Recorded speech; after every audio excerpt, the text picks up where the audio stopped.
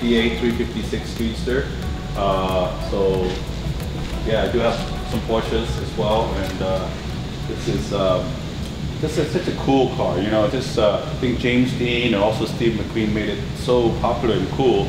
And do you drive it? I do drive it sometimes.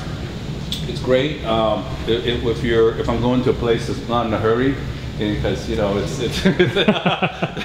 but it's a great looking car. It's like brand new. Yeah, this absolutely spectacular. Yeah, this is restored to really platinum quality. I have a suggestion for you. Yeah.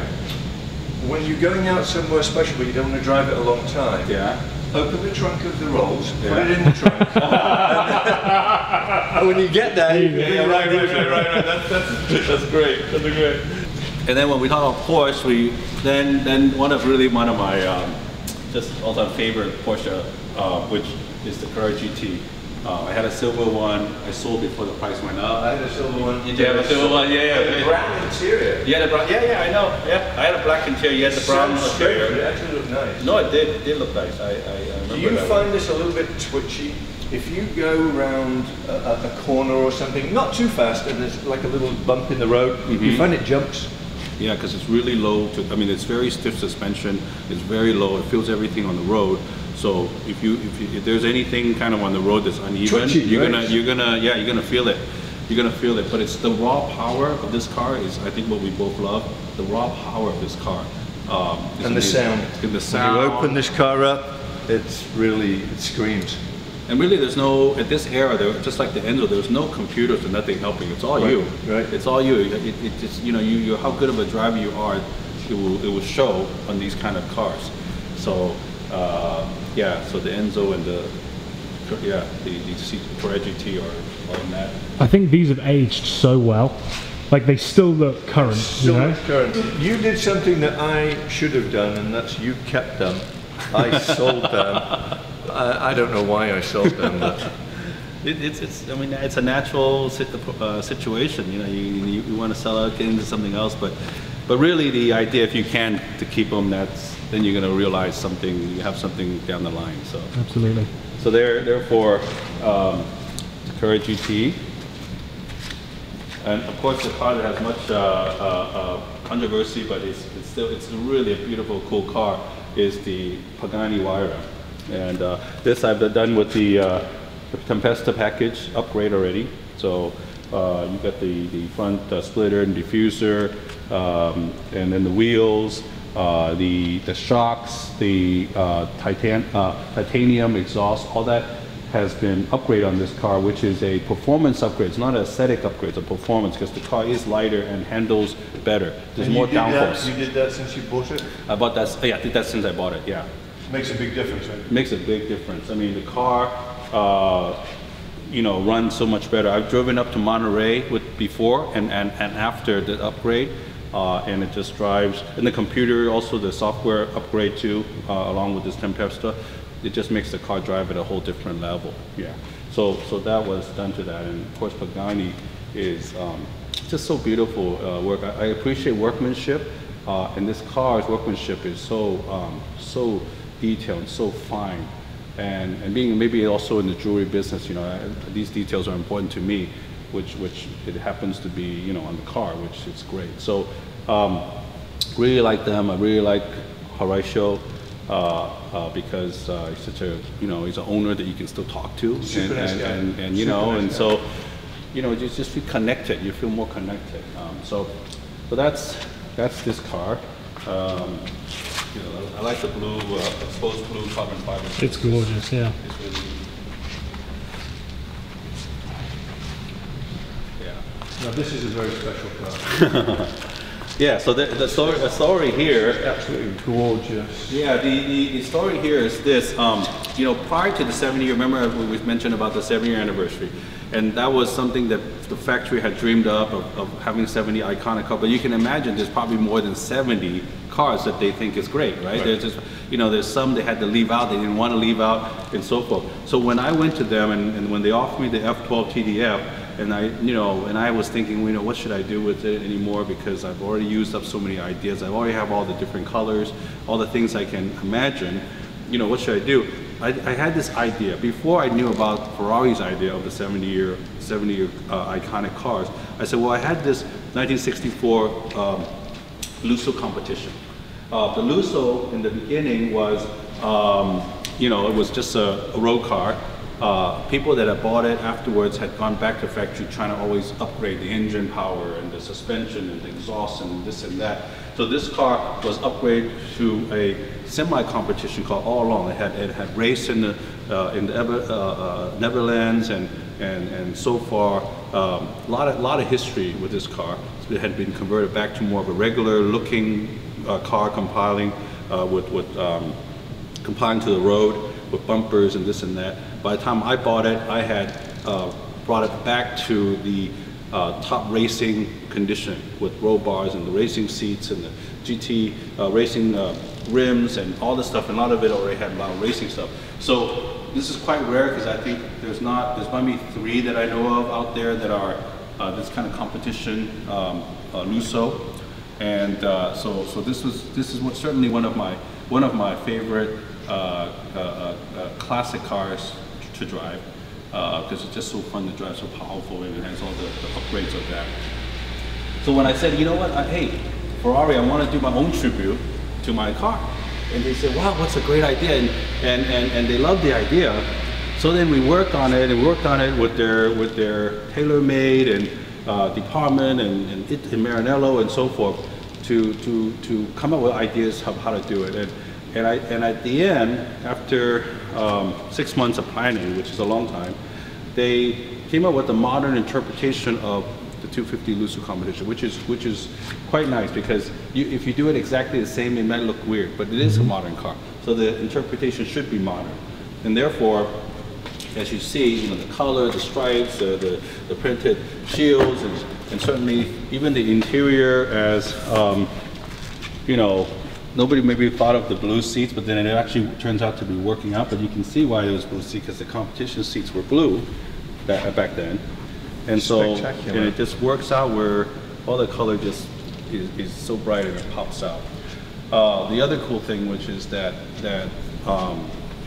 besides that we're willing to do that, they were wanting to, I guess, reward me for this idea to name the car after me, because this, as I know, the only one that has this F12 TDF ESKL. So it normally says Ferrari there, but you know they went ahead and you know named the car like that. There's also a plate in the middle that signifies that this car is a tribute to David Lee's 250 Lusso competition, which is also something great there. Whenever you get a kind of personalization of something like that from Ferrari, it's always that must be an amazing. So I should start adopting that idea too, because a lot of people say I rent my cars. So when you open my door, it says Hertz or Avis. Right? It doesn't. That's a very nice touch. Right. No one can accuse you of that. No, I know, yeah, that would be a tougher call to accuse, yeah. But it's a great car. There's a lot of customization, a lot of colors and stuff that they match. Fun to drive also. Oh, yeah, the TDF is very fun to drive. As I understand, the TDF is still supposed to be a little bit faster than the F12, but you know, and it's set up have more racing ability. But more aggressive. Yeah, more aggressive, yeah, because it's definitely a very aggressive car, and but. Yeah, no, it's beautiful. It's great. It's a great car. They sound incredible too. They do. Absolutely. This is a 1967 330 GTS, which there was 99 made in the beginning, but surviving good quality probably is not very much, maybe 20 or so. But this is also a triple platinum car. So it got platinum from the Ferrari Club of America when we do the Concours 3 years in a row. Okay. And this last year, when we just had it in the Concorso Ferrari in Pasadena, not only did it get platinum, it got 100 points. It's a 100-point platinum car. Wow. That is very rare. Very rare. So has this been restored or is this original? No, it's restored. It's restored. But restored being is okay. But the judges with the Ferrari judges and experience, you know, everything has got to be restored the right way. The colors and everything. Is it fair to say that when a car comes out of the factory, if it were to be judged, it probably wouldn't get 100 points. It would probably get 97 or 98. They'll find something. Yeah. They will find something. when you restore these, Yeah. they are so picky. The attention to detail because they're looking for points to take off, obviously. Right. And if you don't have the manuals and the toolkits, and if the things are not working, they check if things are working. And sometimes it's a shame. I remember one year I got 99.5 points. Because the blinkers was not, it happened to fail on you. You know, these are 50-year-old cars. It's gonna sometimes fail on you when it was working before, and then it just fails, right? And then you get half point knocked off, right? So under 97, it's not even platinum anymore. Then it goes to gold and silver and so forth. So platinum is 97 points and above. So it's very finite. Having platinum is already good enough, but 100 points is I was blown away. 100, there's nothing better. Nothing better. There's nothing knocked off on the Wow. whole thing. And these guys are, you know, I mean, they're looking for things to knock off. Of course. You know. That is incredible. that's their job. That's their job. Their job is to penalize the car. Yeah. So this is pretty cool. Again, the one we didn't see here, but that was platinum as well. Didn't get 100 points, but it was close. And then it was the best of show, meaning in the concourse, out of 150 cars, that was the best car that they thought it was most special. So Beautiful. The other car was that. Here we have a 72 365 GTS Dino, right? This is a restored one, very seldom in white. Beautiful restored car. one, done in the purest way. And then you might have heard that I recently also restored and upgraded one to the modern technology of Really? it. And it's not here right now because there's some tweaks to it, and it's going to Jay Leno on Thursday. It's a black color one, so you got the white and the black, where I put this was originally a V6, 190 horsepower. I dropped a F40 engine in there. It made it 400 horsepower. And it fits? It fit 3.6 liters from the 2.9 liter. Fuel injected, everything. And then of course the drivetrain is upgraded to 360. The brakes, the power brakes, the suspension, the gearbox, everything inside to modern Ferrari technology. Wow. Now, But cosmetically still looks the same. it looks, yeah. There's only a few things that look. The rims we went to the same company. We cast it to 17-inch.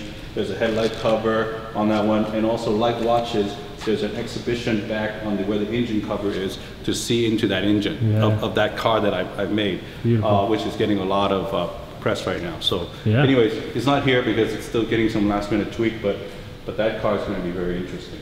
So. Absolutely amazing. Now this car over here Yeah. is the one that I'm jealous of. Oh, you are? Right. I tell myself once a week I'm going to buy one. Okay. And I haven't. Okay. And I refuse to pay that much over sticker for the car. And I could have bought one a couple of years ago. Sure. And I thought, they're going to go down. Duh. They didn't. You know, I have to say, among all the cars, I feel the most comfortable with this car, driving fast on the track, on roads that are curvy and so forth. To have the top performance and confidence is this car. And safety. Safety. You feel so secure driving this car. It's basically a Formula One car for the road. Yeah, and the computers really help you to be a safer, better driver because So here's a question for you. Mm-hmm. If you could only have one of these, right, which one would you pick? Well, that's a really tough question because I really love each one of my cars so much. And when I buy my cars, I really give it I have to really like it before I buy it. And so I'm not like some of these guys that have 200 cars or like Jay Leno has 150 cars. So I have about 30 cars. That's my thing. And my thing is that I want to be able to drive it once a month. That's so. If I want to buy a new car, I sell a car. I keep about 30 cars. That's my game plan. And so I like all of them about the same. But there's again the one car that has a little bit more sentimental value, which is your favorite car as well, is the 288 GTO. I just have a little bit more of a sentimental value for it. So I guess if in the same way, if I had to keep one, that would be the one. Yeah, I would keep. But I'm glad I'm not in that situation. I don't have to be in that situation because I find that for me the way how I drive is depending on the venue and the place and the thing that I have to do. I pick the car that's most appropriate for that. And like I said, if I have to race somebody or I have to be on the track, I would definitely take the LaFerrari because that would be more, that would be the appropriate car to bring for that occasion, you know. So yeah. What about you, Michael? If you had to pick one of these cars? Yeah? Is this you? He likes the performance high new cars. I've had the Enzo, I've had the 288, never owned an F50, never owned an F40, had all the other ones, I guess.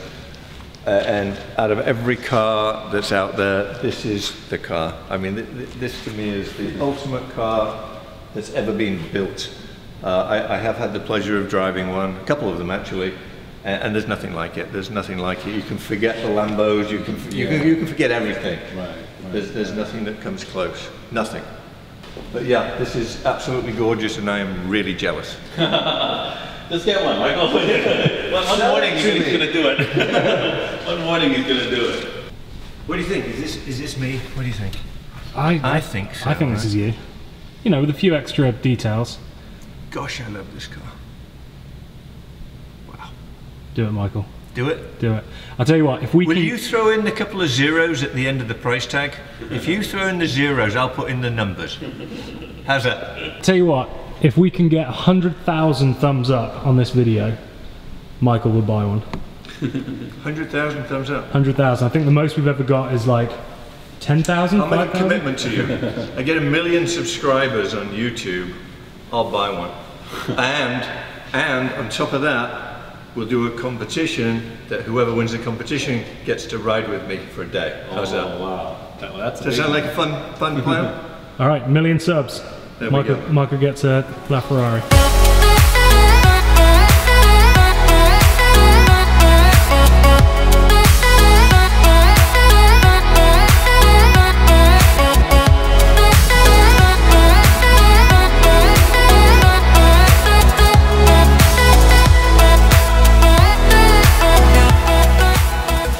So, thank you all for tuning in. David, huge thank you for showing us these wonderful cars. Literally the best. Thank you for coming out and visiting me today, buddy. You're such a gentleman, you really are, and you deserve all of this. Hard work, guys. That's how this happened. Hard work. Nobody gave David anything, and that's what it's all about. You can do it too. Hit that subscribe button, hit the bell, watch the jewelry video, which is coming up next week or the week after. David's Jewelry Store, we're going there right now. See you later.